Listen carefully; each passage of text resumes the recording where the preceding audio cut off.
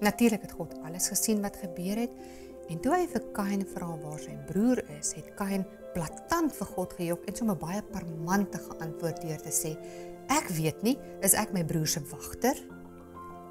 Kan jy jou dit voorstel om so parmantig en ongeskik met die almagtige Skepper God en koning van die heelal te praat? Hierna het God vir Kain vervloek. En hy sê, wat het jy gedoen? Die stem van die bloed van jou broer roep na my van die aarde af. Daarom sal jy vervloek wees, ver van die grond wat sy mond oopgemaak het, om die bloed van jou broer uit jou hand te ontvang. As jy die grond bewerk, sal dit sy vermoë aan jou nie meer gee nie. 'n Swerwer en 'n vlugteling sal jy wees op die aarde. Nou vandag het ons nie meer 'n offerstelsel nie, want die hele offerstelsel het tot 'n einde gekom, nadat Jesus, die lam van God, die perfekte offer vir ons sondes gebring het. Daardie eenmalige en perfekte offer, wat die Ou Testamentiese offers vervang het, was Jesus se kruisdood.